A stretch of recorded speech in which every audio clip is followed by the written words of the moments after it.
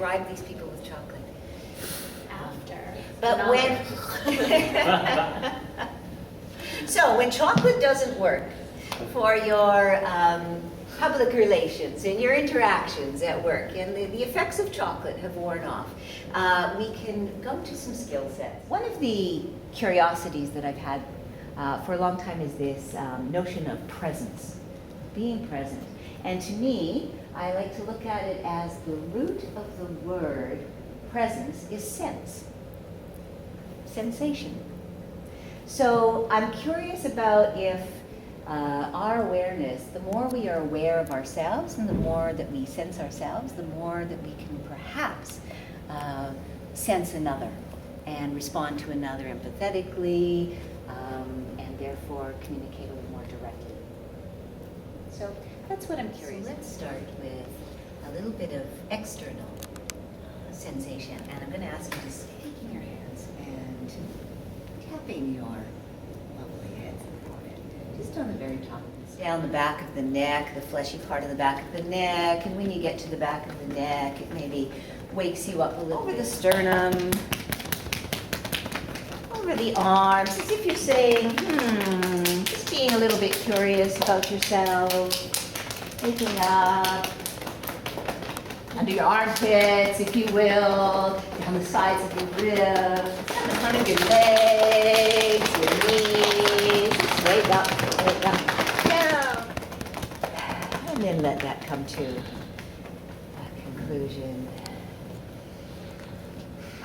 And let the breath go out. And just notice what you notice. The little tingles in your arms, tingles in your legs, in your feet. And my suggestion is that now, if you wish, you could close your eyes for just a moment and see if you notice anything else when you close your eyes. You notice your tingling of your arms or the tingling of your legs. Noticing your feet in relationship to the floor underneath you. And bring into your awareness your breath. The breath coming, the breath going.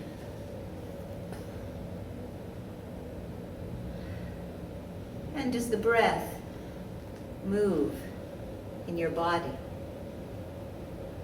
Do you notice the breath moving in your shoulders? Maybe just placing a hand on the outside of your body where you sense your breath to be moving. And there's a sensation, a moving sensation of the breath. And notice the outgoing breath. I like to think of the outgoing breath as a kind of release. So when the breath goes out, there's kind of a release.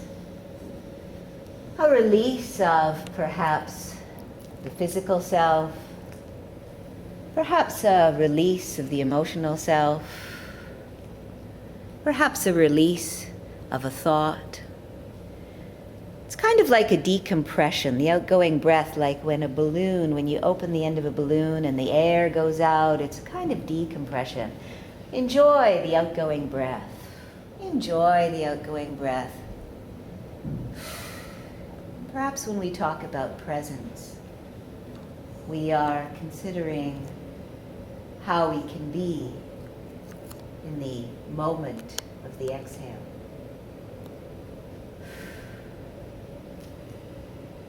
Notice your feet in relationship to the ground.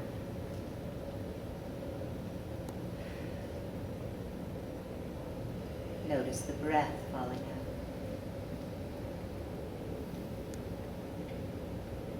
And notice the light kind of flickering on your eyelids, and when you're ready, gently opening your eyes to the space around you. Just notice how the breath responds to what you see.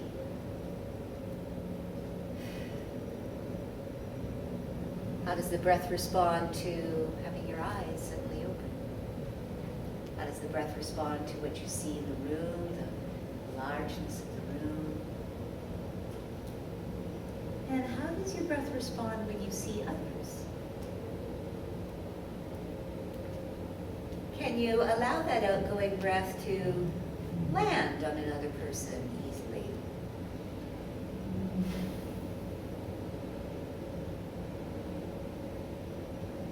So I invite you into another little experiment, which is see someone and breathe them. See them, breathe them. Whatever that means to you.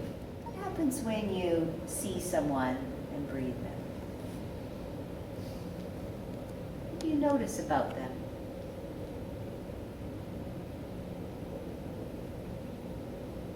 What details do you receive from them? How do you connect, receive, and become aware of who they are, how they are? I'm going to change the experiment a little bit, which is seeing someone and not breathing them, whatever that means to you. See them and don't breathe them. And that may mean that you're holding your breath a little bit, or maybe holding back your breath a little bit. Notice what's happening in your body right now. How do you see them, or what do you see when you're not breathing them? What happens to your eyes?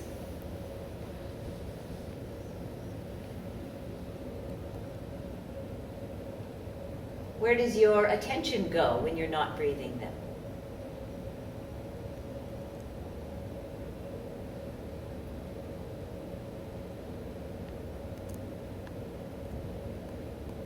So in your experiment, I invite you to explore this a little bit further. Breathe someone. Don't breathe someone. Do it on your own timing. What do you just play with that a little bit and see what happens. What's the difference for you?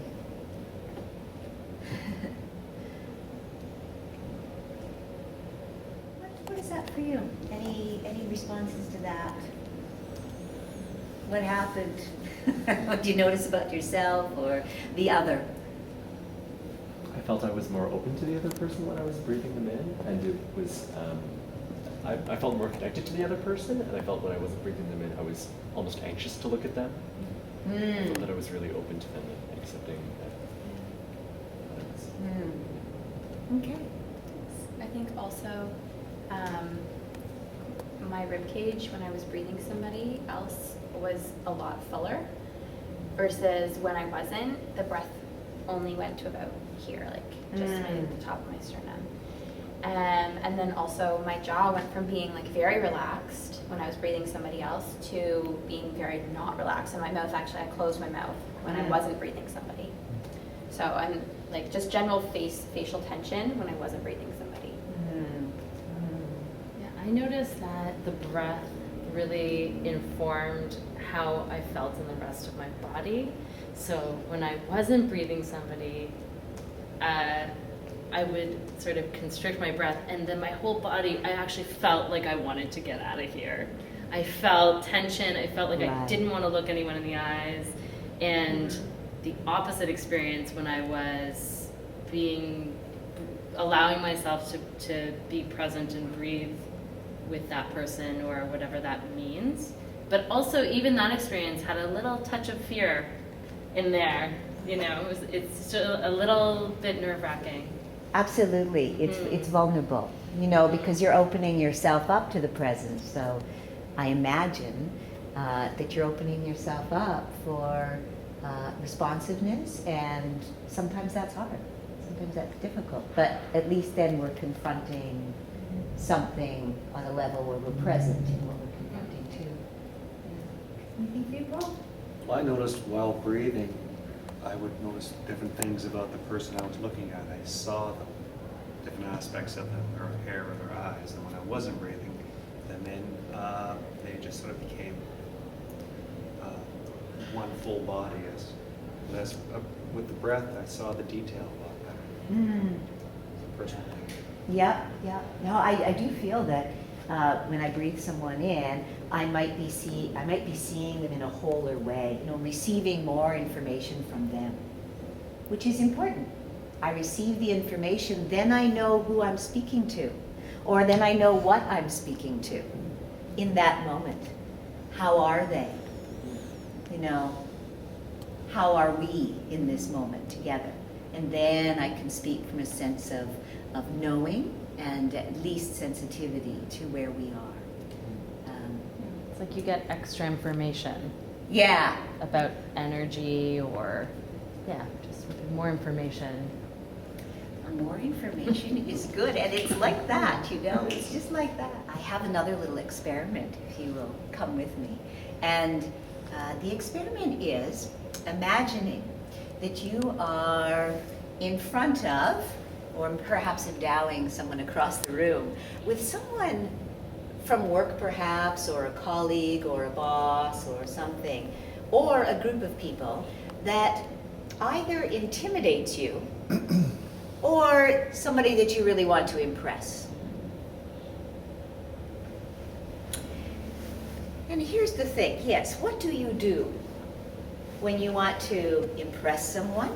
Or what do you do when you have to confront the person that intimidates you a little bit? What happens in your body? So if you imagine who that is, what that is, and you can endow someone in the room with those qualities if you wish, or just imagine, pretend that they're here in the room.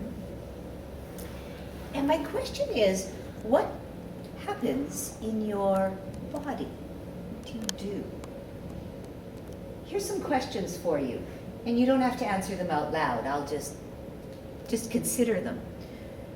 Do you hold yourself together? If so, where do you hold it together? Do you put your best foot forward? Do you put up a good front? Do you look down your nose? Do you stick your neck out? Do you try to get ahead? Do you brace yourself? If so, where are you bracing yourself?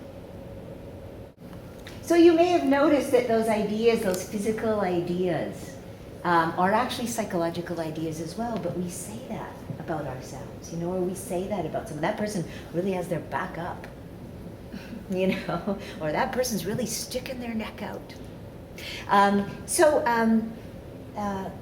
If breath is possibly a way into presence, if the freedom of the breath is our possible authentic responsiveness or a way into that, we can also look at how in our bodies we might inhibit that breath. If breath and voice are rooted in the body, then how we are in our physical selves will affect how the freedom of that responsiveness or receiving is. And oftentimes in times of high stress or confrontation, or when the stakes are high, that's when we try to hold it together. So if you, for example, if you're bracing yourself in your knees and you lock your knees, everybody just lock your knees. And just notice where your breath is in your body when you lock your knees.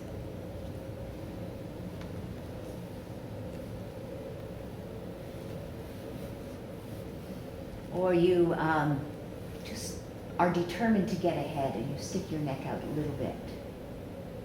Notice what happens to your breath.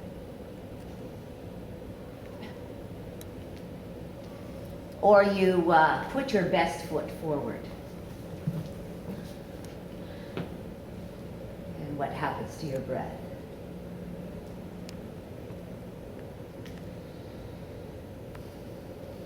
Or you hold it together in your shoulders.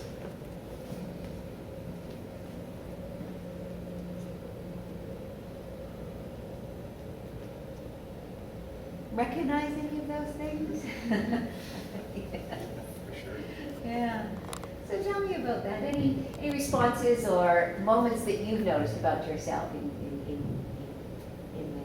Well, I noticed with the confrontation, I would be shifting my weight somewhat. Uh-huh. I hadn't really noticed that before, so I've become aware that though I'm trying to do a strong front, it's just a house of cards, really. It's back and forth, really shifting my weight and not being rooted and present. Really interesting. Try to get out of the situation. Yeah. Part of us is trying to get out of it, and part of us is trying really hard to run. hold on, So there's this thing going on, yeah.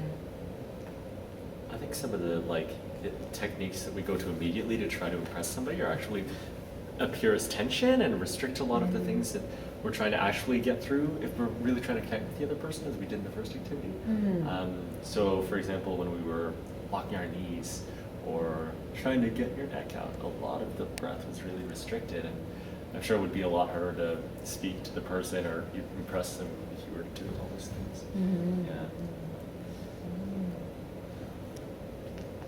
Yeah. The breath just has nowhere to go. Like it can't just flow throughout your whole body. So, for example, when I was standing like this, I can still, even though I'm just slightly shifted to the left, I can still feel the breath, but it stops around here. Right. So even though I'm I can still feel it. It's still within my torso. I wanted to go I want to be able to feel my legs and be able to, but it didn't go. It doesn't go past my hips. So even the slightest kind of like this, or even if it's not over exaggerated, you just totally cut off the ability for the breath to travel everywhere in your body. Yeah, I agree. I felt basically from here down disconnected, really. The tension just locked here. The breath was super shallow with the tension. Which doesn't help the anxiety, does it? As soon as our breath gets that shallow, the anxiety just starts to rise. Yeah.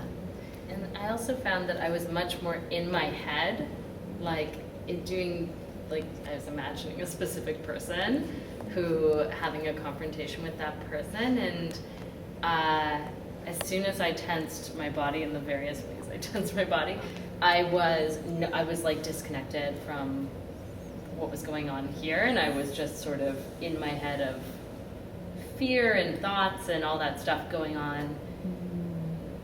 Yeah. And what's interesting about what you said is that people, whether they're conscious or not conscious, are picking up on all of those body cues and responding to those, even if that's not what you want. You want to appear like, I'm going to impress you, and they're picking up on tension and or reading something else, arrogance, or something unintentional. Absolutely. Yeah. Yeah. Thank you. Thank you.